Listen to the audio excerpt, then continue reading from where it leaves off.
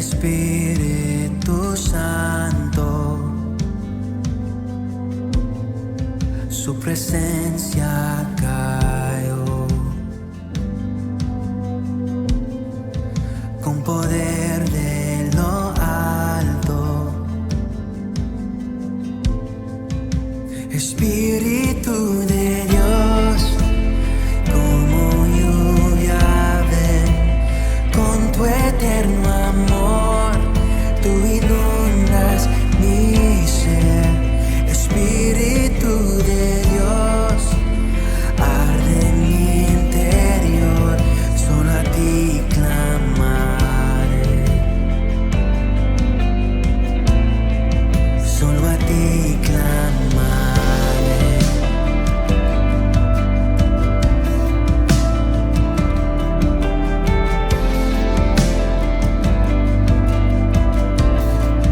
Al venir ante tus pies, tu amor me revelas. Puedo ver tu corazón, contemplar tu grandeza. Espíritu de Dios, como lluvia ven, con tu eterno amor, tú inundas mi ser. Espíritu de Dios, arde en mi interior, solo a ti clamaré, solo a ti clamaré, solo a ti clamaré, solo a ti clamaré.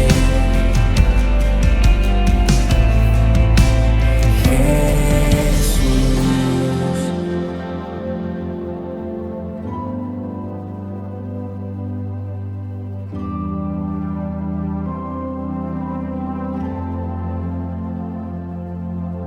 Espíritu Santo, ven como fuego que consume, me consumes en tu presencia. A ti me rindo en tu gloria, por tu gloria.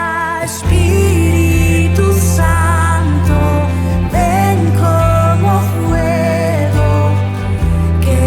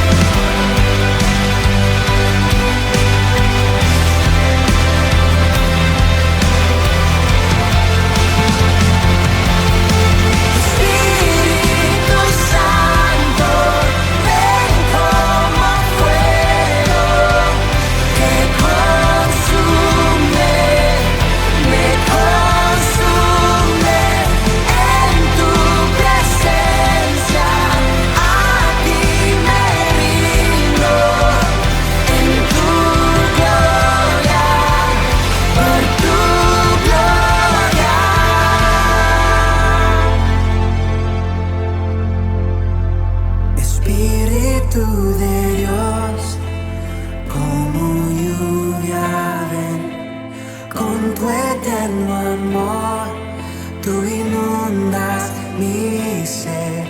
Espíritu de Dios, arde en mi interior, solo a ti clamaré. Solo a ti clamaré.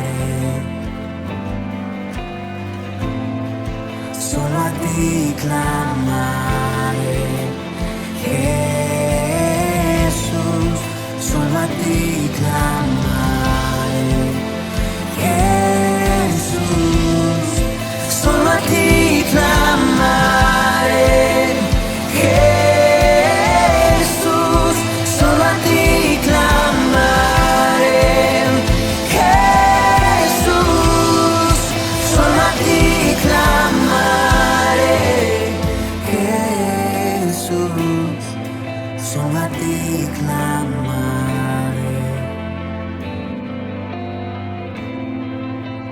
Jesús.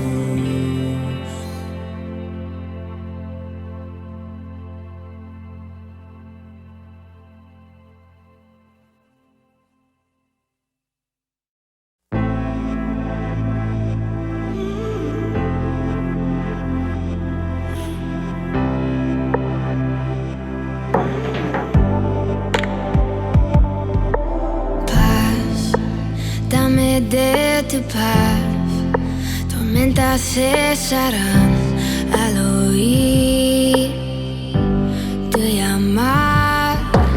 Paz en la adversidad, las olas calmarás, tu poder lo hará. Cristo, Cristo, la oscuridad temblante. Cristo, Cristo, no temeré. Cristo, Cristo, la oscuridad temblante. Cristo, Cristo. Hoy sopla viento en mí, que te adore a ti otra vez. Cantaré. Cristo, Cristo, la oscuridad temblante. Cristo, Cristo, no temeré. Cristo, Cristo, la oscuridad temblante. Cristo, Cristo. Con tu poder las tinieblas vencerás. No hay otro nombre igual. Tú vivo estás, exaltado en majestad. No hay otro nombre igual. Cristo, Cristo, la oscuridad temblante. Cristo, Cristo, no temeré. Cristo, Cristo, la oscuridad temblante. Cristo, Cristo.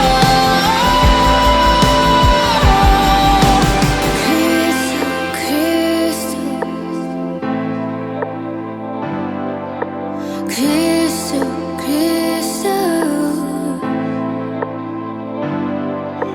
Cristo, Cristo, la oscuridad temblante. Cristo, Cristo.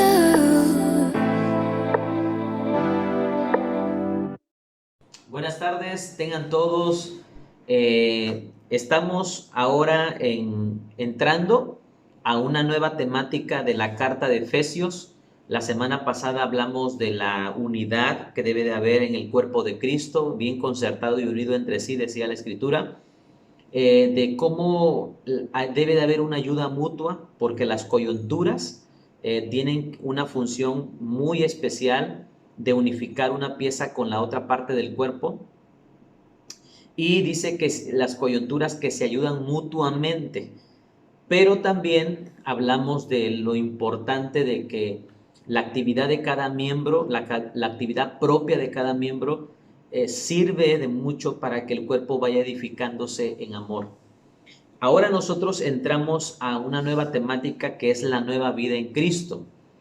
El apóstol Pablo escribe lo siguiente en el versículo 17 del capítulo 4 de Efesios: esto pues digo y requiero en el Señor, que ya no andéis como los otros gentiles que andan en la vanidad de su mente. Y me di a la tarea de ir investigando algunas palabras que creo relevantes de este pasaje. Y en primer lugar, lo que el apóstol Pablo, voy a leer otra versión distinta a la 60, dijo fue lo siguiente, en otras palabras. Dice: lo que les voy a decir es una advertencia del Señor. Dejen ya de vivir como los que no son creyentes, porque ellos se guían por pensamientos inútiles. Ok, dice el versículo 17, la recomendación del apóstol es que dejemos la vida que viven las personas que no tienen al Señor. En otras palabras, como vivías tú, como vivía yo, no debe de ser la manera en que nosotros debamos seguir viviendo. ¿Por qué? Porque habla una parte importante, dice, en la vanidad de su mente. Cuando no conocemos a Dios, no nos guiamos por la palabra, nos guiamos por lo que nuestro criterio humano, nos guiamos por lo que otros nos dijeron, nos guiamos por los consejos de la forma de pensar de alguien que no conoce a Dios, ¿verdad? ¿Qué pasa cuando una mujer tiene problemas con su esposo y quien le aconseja es una mujer que también dejó a su marido? ¿Qué consejo crees tú que le va a dar? Oye, tengo problemas con mi marido. Tú que eres una mensa, una tonta, mándalo por un tubo. Tú trabajas, tú tienes tu dinero, ¿qué vas a estar? Exactamente. Entonces, de esa manera, es un ejemplo que estoy dando. El apóstol dijo: ya no se guíen así. La gente no consulta a Dios en sus decisiones, no tiene en cuenta a Dios en su mente y en sus decisiones. Por lo tanto, ustedes ya no deben vivir así. Ahora bien, dice el versículo 18, teniendo el entendimiento entenebrecido, ajenos de la vida de Dios, por la ignorancia que en ellos hay, por la dureza de su corazón. ¿Por qué las personas viven alejados de Dios? ¿Por qué las personas que no conocen a Dios se guían por sus propios pensamientos? Ese es el comentario basado en el versículo 17. ¿Por qué las personas lo que los guía es su mentalidad humana? Bueno, el apóstol Pablo nos da la razón por la que las personas viven así. Repito, versículo 18, teniendo el entendimiento entenebrecido, ajenos de la vida de Dios, por la ignorancia que en ellos hay, por la dureza de su corazón. Bien, yo aquí escribí algo importante: dureza, ignorancia, indiferencia y oscurecer. El resultado del por qué las personas están como están empieza por la dureza del corazón.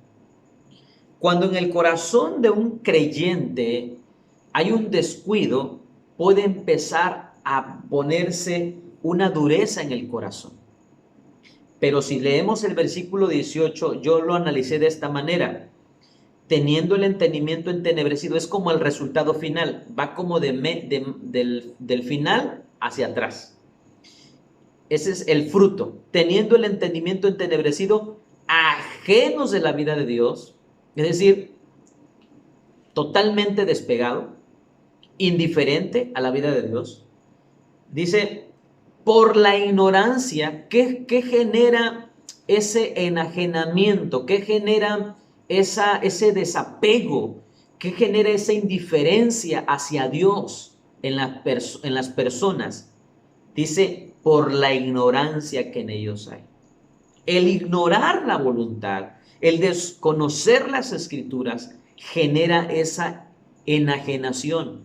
Y al final dice, por la dureza de su corazón. Porque hay esa ignorancia. La ignorancia es también resultado de la propia dureza. Yo escribí lo siguiente: dureza es igual a ignorancia. Ignorancia es igual a indiferencia o enajenación. E indiferencia es igual a oscurecer. E investigué la palabra, dice, teniendo el entendimiento entenebrecido, investigué la palabra entenebrecer y no es otra cosa más que, dice aquí, oscurecer o hundir en tinieblas. Eso es entenebrecimiento, oscurecer o hundir en tinieblas. Las palabras de una persona no cambian a otra. Cuando alguien se salva, cuando alguien conoce a Cristo, por eso decimos nosotros que el milagro más grande ni siquiera es que Dios resucite a un muerto. El milagro más grande ni siquiera es que el Señor le dé vista a un ciego. El milagro más grande es cuando alguien que está con tinieblas, está en oscuridad, Dios lo saca de ahí porque la luz del evangelio resplandece en su corazón y en sus pensamientos. Ese es el milagro, porque la salvación no depende de usted ni de mí, la salvación de otras personas, la salvación depende de la misericordia. Dice un pasaje, no es del que quiere, Romanos, ni del que corre, sino de Dios que tiene misericordia. Nosotros estamos orando por personas, pidiendo salvación por personas, pero sabemos que el milagro solamente lo puede hacer Dios. Nosotros vamos a pedir, nosotros vamos a predicar, nosotros vamos a hablar la palabra, pero quien opera ese milagro de que esas tinieblas sean quitadas y resplandezca la luz del evangelio en su corazón, solamente lo puede hacer Dios. La salvación no es otra cosa más que un milagro. Y es el milagro más grande que Dios hace en la vida del hombre. Entonces, la iglesia, el apóstol está diciendo, ¿por qué las personas están en esa condición? Porque hay una dureza. Les hablan de Dios y ellos tienen su corazón, no abren su corazón a la palabra. Las personas cierran su corazón a los consejos.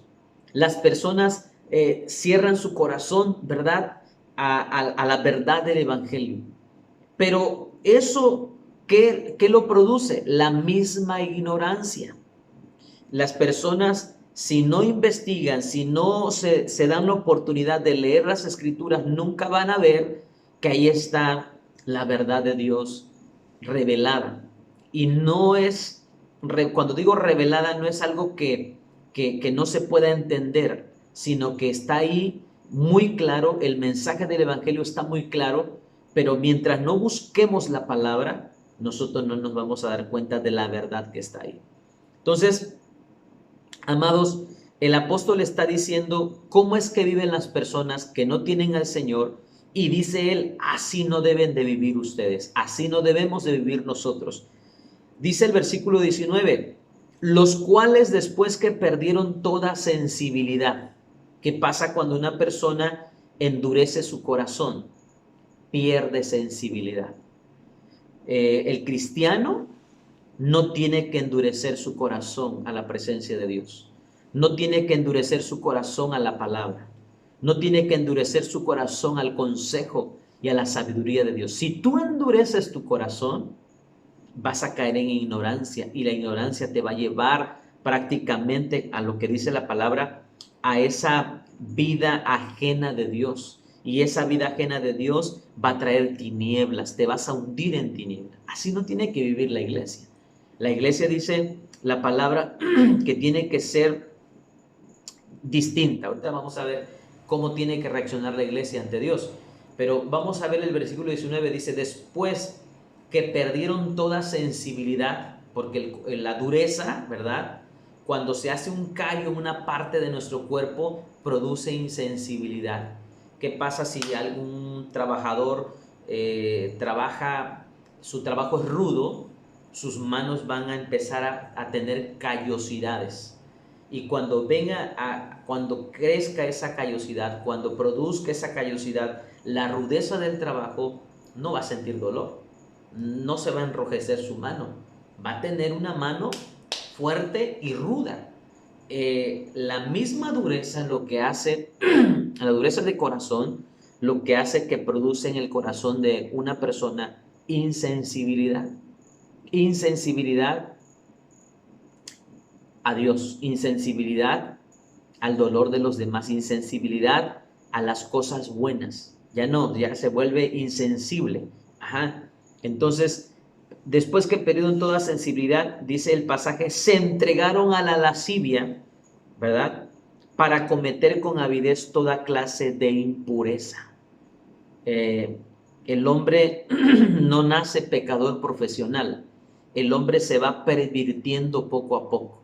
El hombre se va hundiendo poco a poco. Empieza con nada, empieza como jugando, y el pecado es tan engañoso que yo vuelvo a repetir algo que siempre comento. Los que adulteraron la primera vez les dio mucho miedo, pero lo hicieron la segunda vez, fue menos el miedo, la tercera fue menos, la cuarta fue menos, y llega el momento que la persona se vuelve ávida en ese tipo de práctica. Ya es un estilo de vida, ya no siente temor, ya no siente que nada le redarguya. Puede estar engañando al cónyuge, no siente feo, porque ya se acostumbró a practicarlo. Dice, después de que perdieron toda sensibilidad. Ajá. Dice el versículo 19, se entregaron a la lascivia para cometer con avidez, es decir, con ya profesionalismo, voy a poner esa palabra, toda clase de impureza. Versículo 20, el apóstol dice, mas vosotros no habéis aprendido así a Cristo. La iglesia, el modelo que tenemos que seguir es a Cristo, es el evangelio. Por eso es el evangelio, es poder de Dios. El apóstol Pablo decía, no me avergüenzo del evangelio porque es poder de Dios. ¿Poder para qué? Poder para salvar, poder para transformar, poder para liberar, poder para sanar, poder para restaurar. Para el evangelio nada hay imposible. Todo lo podemos ver. La gloria, para el que cree, puede ver la gloria de Dios, puede conocer la gloria de Dios. Amados, versículo 20, mas vosotros no habéis aprendido así a Cristo. Versículo 21, si en verdad le habéis oído y habéis sido por él enseñados, conforme a la verdad que está en Jesús. Hay dos cosas que menciona el versículo 21, no me detengo mucho, pero lo repito. Hay dos cosas. Dice, si en verdad le habéis oído. Una manera de que nos damos cuenta que hemos escuchado a Dios de verdad. Dice, y habéis por él sido enseñados conforme a la verdad que está en Cristo. Es sencillamente que nuestra vida tiene que dar un giro. Tiene que haber un fruto de arrepentimiento. Suponiendo, la persona que que robaba, tiene un encuentro con Dios y realmente se arrepiente, tiene un arrepentimiento genuino, siente un dolor en su alma, reconoce que ha pecado contra Dios y que como ha vivido no es una forma agradable, adulterando, robando, golpeando a su familia, golpeando a sus seres queridos, y tiene un arrepentimiento genuino. Esa persona, amados, jamás vuelve a hacer lo mismo. Esa persona que estaba practicando esa vida, robándole a los demás, dice, no, yo me voy a poner a trabajar. Yo voy a esforzarme, yo voy a empezar a ser responsable, yo voy a tratar de dar lo mejor a mi familia con un trabajo legítimo, voy a trabajar y voy a esforzarme legítimamente para sacar adelante a mi familia. Entonces hay un arrepentimiento. Entonces el apóstol dice en el versículo 22. Dice, en cuanto a la pasada manera de vivir, despojaos del viejo que está viciado, ¿sí? Que está viciado conforme a los deseos engañosos. Hay dos cosas, dice, pasada manera de vivir. Despójense del viejo hombre. Quiero nada más hacer un paréntesis un poco amplio. El apóstol Pablo esta carta se la está dirigiendo a Éfeso, a la iglesia de Efesios, de Éfeso, de los Efesios. Y el apóstol Pablo les está haciendo hincapié de algo en cuanto a la pasada manera de vivir. Dice, despojaos del viejo hombre que está viciado conforme a los deseos engañosos. Quiero irme un poquito a la historia. ¿Qué pasó? ¿Qué pasaba en Efesios? ¿Qué sucedió en Efesios? Bueno, Efesios fue una de las capitales de Asia Menor, fue la capital de Asia Menor del Imperio Romano. Éfeso, fue una ciudad, lo dije casi al principio de cuando empezamos a estudiar la carta de Efesios, fue una ciudad de auge económico impresionante. Era un puerto prácticamente internacional. Ahí convergían ríos, ahí era el Mediterráneo. Actualmente Éfeso es una ciudad que se llama, aquí lo anoté, Anatolia se llama, y se encuentra en Turquía. En ese tiempo, Éfeso prácticamente tenía tres símbolos importantísimos. Número uno, era un puerto internacional. Había residentes, se estima por la historia que residían en ese lugar por lo menos de 250,000 a 500,000 de personas vivían ahí. Ellos tenían un auditorio, ellos tenían como un estadio, como un teatro gigante que albergaba 25,000 personas. O sea, eso era, tú te das cuenta del poder económico que había ahí por la infraestructura que ellos tenían. Ellos tenían, otra de las cosas que tenían ahí, tenían dedicado el templo a una diosa que era adorada según Hechos, ¿verdad? En toda Asia Menor. Era una diosa que adoraban llamada Diana de los Efesios. Y tenían un templo dedicado a esta diosa. Esta diosa representaba la fertilidad, según. Y esta diosa que ellos adoraban, veneraban, cuando el apóstol llegó a predicar a Éfeso, prácticamente llegó con el poder del evangelio. Imagínate que dice la escritura en Hechos, capítulo 19, que un hombre llamado Demetrio, que era un platero y que hacía prácticamente figuras de esta diosa, y ellos vendían estas imágenes.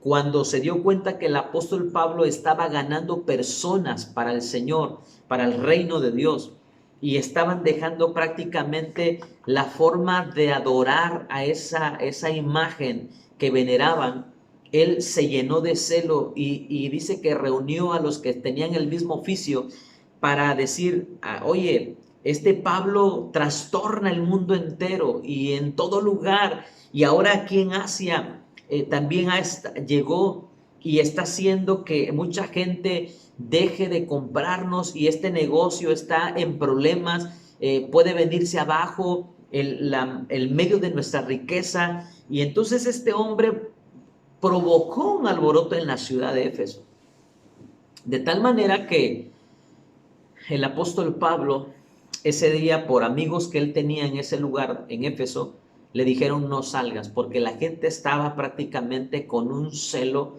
con un odio, que prácticamente querían lincharlo, ¿no? Querían acabar con él, porque Demetrio decía, nuestro negocio está en peligro. Ellos hacían estas imágenes y de esa manera ellos obtenían su riqueza. Y lo segundo que decía, y en lo que argumentaba Demetrio, decía, y también está puesto en peligro que esta deidad que nosotros adoramos ya no la reconozcan y el templo que está dedicado para ella venga a ser estimado como nada. Fíjate, el apóstol Pablo enfrentó un principado en Éfeso.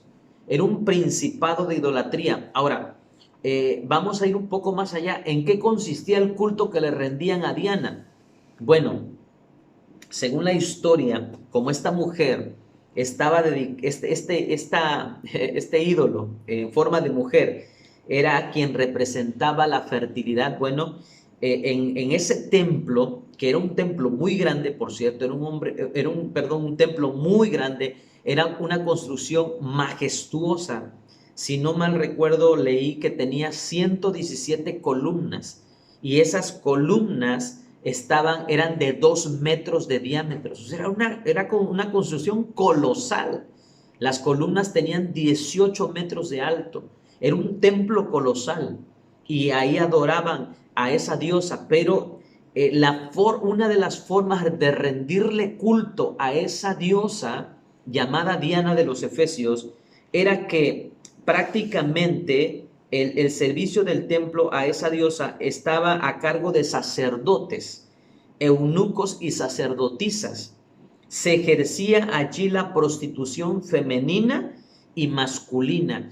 Prácticamente en el altar, en ese templo, lo que no era otra cosa más que un prostíbulo legal que ellos tenían, donde los que llegaban a ese puerto prácticamente de esa manera le rendían culto a esa diosa, teniendo orgías, teniendo relaciones sexuales con sacerdotisas dedicadas a ese templo, hombres dedicados a ese templo, y estaba prácticamente permitida la prostitución tanto de mujeres como de hombres en ese templo, y de esa manera ellos le rendían culto a Diana, diosa de los Efesios, según Hechos 19. Entonces, cuando el apóstol le manda la carta a los Efesios, le dice de la siguiente manera: en cuanto a la pasada manera de vivir, despojaos del viejo hombre que está viciado conforme a los deseos engañosos.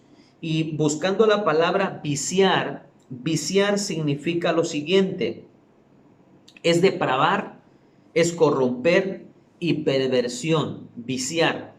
Cuando está diciendo está viciado, despójense del viejo hombre que está viciado, no está diciendo otra cosa más que está corrompido por los deseos engañosos, ¿verdad? Dice corrompido conforme a los deseos engañosos, está pervertido conforme a los deseos engañosos. ¿A qué deseos se refería el apóstol Pablo? A los deseos de fornicación, de perversión sexual, de que era algo permitido, era algo que ellos practicaban en Éfeso. Era un estilo de vida. Ellos no lo veían mal. Habían muchas jóvenes dedicadas a la prostitución en ese templo. Y era una prostitución, digamos, ¿no? Que de esa manera ellos rendían culto a esa diosa. Era una forma de pensar. En este tiempo que nosotros vivimos en México, las personas, muchas mujeres, muchos hombres pueden decir: no, pues si me da el dinero, yo puedo tener más de 2 mujeres, más de una mujer, no hay problema. Con que no le falte nada a mis hijos y a mí, mi marido que haga lo que quiera. Hay personas que adoptan esa forma de pensar, ya aceptan un estilo de vida inmoral por encima de que, más bien, a conveniencia de que tengan todo y no importa cómo viva el esposo, ¿no? Por eso el apóstol está diciendo: despójense, porque nuestra manera de vivir cuando no teníamos a Dios era una manera de vivir de acuerdo a nuestros deseos engañosos, era de acuerdo a nuestras pasiones sensuales, a nuestras pasiones perversas, ¿verdad? Porque el hombre que no conoce a Dios, el viejo hombre, nuestro corazón en el pasado estuvo cautivo a prácticas que desagradaban a Dios, que prácticamente nos llevaban a hacer lo que nuestra carne quería. Nuestros pensamientos eran solamente pura perversidad. Nuestros pensamientos estaban contaminados. Pero ahora nosotros tenemos la oportunidad que tenemos al Señor de agarrarnos de su palabra, y hay tantos pasajes bíblicos donde el apóstol Pablo nos dice en Efesios 4:23, renovaos en el espíritu de vuestra mente. Efesios 4:23, renovaos en el espíritu de vuestra mente. Y renovar no es otra cosa más ser hecho nuevo. Eso es renovar. Renovar, tú agarras, yo admiro esos programas de carros, ¿verdad? Que agarran un carro viejo, desbaratado, y lo llevan a un taller y le empiezan a quitar todo lo viejo y le empiezan a ensamblar piezas nuevas y le ponen llantas nuevas y lo amueblan, le ponen lo que son los asientos, todo lo que es tapicería por dentro, nuevecita. No, y cuando esos carros viejos que no dabas ni 50,000 ni 20,000 por ellos, y los sacan de esos talleres y sorprenden a los dueños, wow, tú dices, no te pases, es un carrazo. Entonces, imagínate lo que hizo Dios en la cruz del Calvario, lo que hizo Jesús en la cruz del Calvario, cuando Él paga por nuestros pecados. Entonces tenemos la oportunidad ahora, dice, renovaos en el espíritu de vuestra mente. La Biblia está plagada de textos, porque aquí dice el apóstol Pablo, háganse ser hecho nuevo. Renovar es ser hecho nuevo. Hagan una nueva mentalidad, ¿sí? Despójense del viejo hombre y renueven en el espíritu de su mente sus vidas. Renuévense. Dice, ¿qué es la mente? Voy a ir a la palabra mente, que es tan importante que atendamos el día de hoy. ¿Qué es la mente? En primer lugar, la mente proviene de la palabra dianoía, que significa pensamiento, inteligencia, imaginación, espíritu, intención, propósito. Mente. El apóstol Pablo en 1 Corintios 2:16, palabras más, palabras menos, dice, ¿quién enseñó la mente del Señor y quién le instruirá? Y al final dice, después de esas dos preguntas, mas vosotros tenéis la mente de Cristo. Tenemos que agarrarnos de su palabra. Su palabra está diciéndonos que ahora tenemos una mente nueva por el Espíritu que mora en nosotros, por el Espíritu Santo que ha hecho morar en nuestros corazones. Tenemos una mentalidad nueva. En Jeremías dice, escribiré mis leyes en las tablas de sus corazones. Entonces, hay muchas cosas que cuando alguien nace de nuevo empieza a hacer, no porque la sepa en la Escritura, sino por el Espíritu que mora dentro de él, que ahora vive el Espíritu Santo dentro de nuestros corazones. Empezamos a practicar lo bueno, empezamos a practicar lo agradable delante de Dios. Entonces, tenemos la mente del Señor, porque ahora, ¿sabes? Dice la pregunta, ¿quién conocerá la mente del Señor? ¿Quién le instruirá? Dice. Mas vosotros tenéis la mente de Cristo. ¿Por qué dice eso el apóstol Pablo? Porque tienes al Espíritu Santo. Y el Espíritu Santo es el Espíritu de Cristo. Y Él te va a guiar, dice su palabra. Él nos va a guiar a toda verdad. Necesitamos renovar nuestra mentalidad, el espíritu de nuestra mente, renovarlo por medio de la presencia de Dios y del Espíritu Santo. Entonces, dianoía, la mente, no es otra cosa que pensamiento, inteligencia, imaginación, espíritu, intención, propósito. ¿Qué tan importante es la mente? La mente juega un papel básico elemental. Mira qué tan importante. Dice Mateo 22:37, amarás al Señor tu Dios con todo tu corazón, con toda tu alma y con toda tu mente. No nada más debemos de amar a Dios con una parte de nuestro ser. Dios quiere integralmente ser amado por nosotros. Dios quiere que espíritu, alma y cuerpo nosotros vivamos para Él, ¿verdad? Entonces, Tu mente juega un papel importante y nuestra renovación es clave para poder ser agradables delante del Señor. Nuestra renovación de nuestra mente. Apocalipsis 17:9 dice esto para la mente que tenga sabiduría. No escribí todo el texto, pero está hablando otra vez el Señor en la palabra mente, para la mente que tenga sabiduría. En la mente radica la sabiduría. Salmo 7:9, fenezca ahora la maldad de los inicuos, mas establece tú al justo, porque el Dios justo prueba la mente y el corazón. Una cosa es tus pensamientos y otra cosa es tu corazón. Segundo, Jeremías 17:10 o siguiente, perdón. Yo Jehová que escudriño la mente. ¿Sabes quién conoce tu mente y mi mente? El Señor. Yo escudriño la mente, que pruebo el corazón para dar a cada uno según su camino y según el fruto de sus obras.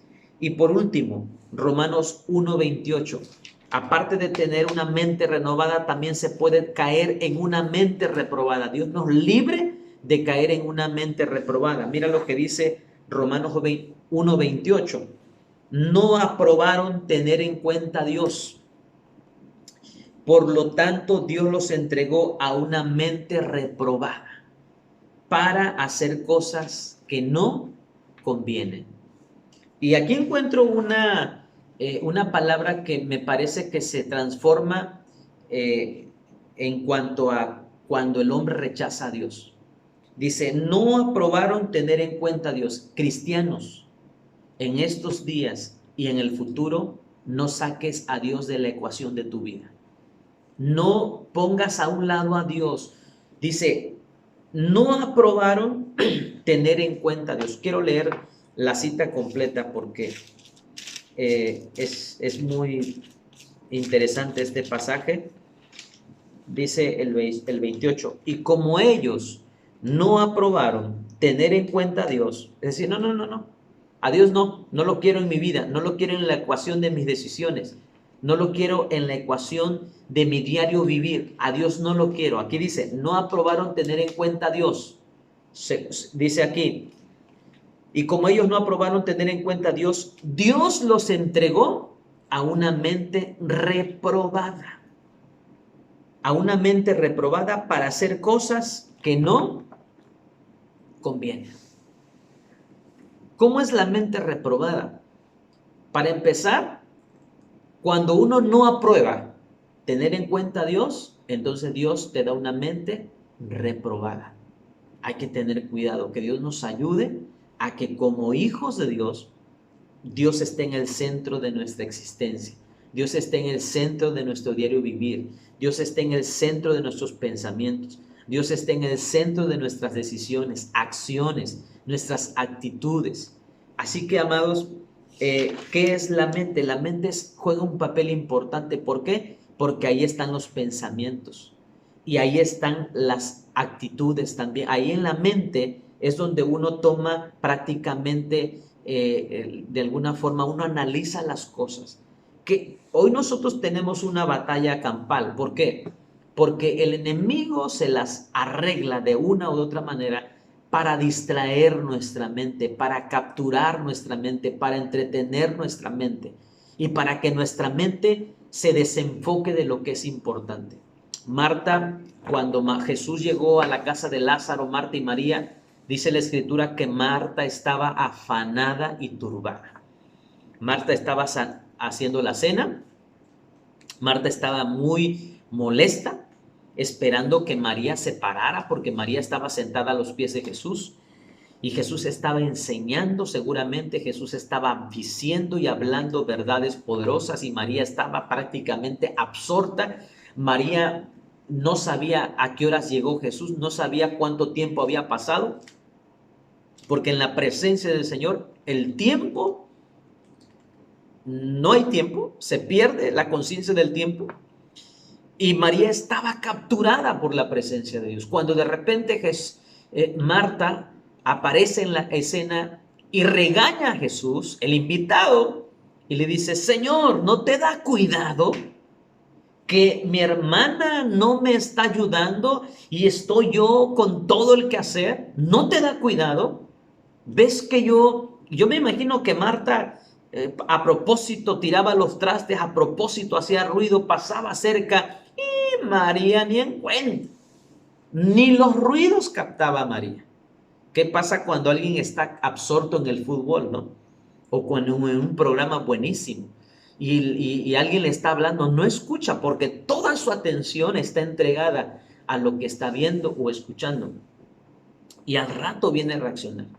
Marta, como vio que su hermana estaba tan absorta y perdida en el espacio y en el tiempo, va y regaña a Jesús y le dice, oye Señor, ¿qué no te da cuidado que mi hermana está prácticamente indiferente a todo el problemón que tengo encima, todo el trabajo, y por eso es que yo no he podido servir la cena? Si ella me estuviera ayudando, ya hubiésemos hasta cenado. Y entonces Jesús le dijo, Marta, Marta, como cuando me imagino que le agarras a alguien el hombro y le dices, hey, Pablo, Pablo, Carla, Carla, Marta, Marta, le dice, afanada y turbada estás con muchos quehaceres. Dice, y María ha escogido la mejor parte, la cual no le será quitada. ¿Quién estaba delante de Marta en ese momento y de María? El Rey de Reyes y Señor de Señores, el dueño del tiempo, el creador de todas las cosas. Y le dijo, María ha elegido la mejor parte, estar en mi presencia. María estaba siendo renovada en su mentalidad, en su corazón. Cuando tú pasas tiempo en la presencia de Dios, nuestra mente va siendo renovada. Cuando tú pasas tiempo en la palabra, vamos a ver de eso la siguiente semana, primeramente Dios. Así que concluyo que tenemos una batalla porque el campo de batalla es quién tiene el control de tus pensamientos, quién tiene el control de tu atención, quién tiene el control de tu inteligencia, quién está capturando tu atención, tu mente, tus pensamientos. Entonces, por eso nosotros en este tiempo, el desafío es que nuestra mente no deje de ser renovada. Al contrario, nosotros tenemos que venir ante Dios y tenemos que continuar buscando, porque ahí es la clave para que nuestra vida se despoje del viejo hombre, para que nosotros seamos hechos de nuevo, para que nosotros mostremos la imagen de Jesucristo, para que nosotros vayamos siendo transformados, como dice Corintios, de gloria en gloria. Así que, amados, terminamos en este momento, este tiempo que hemos meditado en la palabra. Te mando un abrazo, vamos a orar al Señor y vamos a pedirle a Dios que nos ayude a poder ir renovando el espíritu de nuestra mente, y poder seguir siendo edificados y creciendo en sabiduría e inteligencia espiritual. Padre, gracias por tu palabra, gracias por enseñarnos. Señor, tú nos llamas a la iglesia a dejar nuestros pensamientos vanos y humanos. Tú nos instas a tu iglesia, Padre, a renovarnos en el espíritu de nuestra mente. Señor, a despojarnos del viejo hombre que está corrompido, está pervertido, Señor, pero que ahora en Cristo Jesús podemos tener acceso a una nueva mentalidad, porque tu palabra dice, tenemos la mente de Cristo. Espíritu Santo, que hagamos uso de esa facultad, de esa gracia, de ese favor, de ese milagro, Señor, de que tú ahora vives en nosotros, que nuestra atención la podamos centrar una vez más en ti, que nuestro amor sea íntegro para ti, espíritu, alma y cuerpo, Señor, y con toda nuestra mente. Amarás al Señor tu Dios con todo tu corazón, con toda tu alma, con todas tus fuerzas y con toda tu mente. Señor, ayúdanos para que en este tiempo nuestra mente se vuelva a reenfocar en lo que es más importante, como María, Señor, cuando estuvo a los pies de Jesucristo y no le importó tanto que hacer, que podía existir en la casa, ella no quería perder la oportunidad de estar a los pies de Jesucristo, porque ahí el tiempo, y Padre, el tiempo era prácticamente algo que se volvía irrelevante. Ella estaba en tu presencia, siendo transformada, siendo ministrada, siendo renovada. Alguien estaba afanada y turbada, Señor, porque consideraba que habían otras cosas más importantes que hacer. menos estar en la presencia de Jesús. Pero que en este tiempo, Señor, tu iglesia, una vez más, volvamos al estado en el que María nos enseñó que debemos de vivir, Señor, siempre en tu presencia. No importa qué otra cosa pudiera haber, qué otra cosa tengamos que hacer en nuestro diario vivir, que la prioridad seas tú, que lo importante seas tú, que lo primero seas tú, en el nombre de Jesús. Ayúdanos, Señor. En tus manos está mi vida y la vida de tu amada iglesia, a quien bendigo, y te doy muchas gracias por tu palabra en Cristo nuestro Señor. Amén. Te mando un fuerte abrazo. Gracias por escuchar, por estar en este momento conectado. No dejes de hacer el altar de adoración. Estamos buscando a Dios y estamos procurando cada día estar pegados a su presencia. Bendiciones.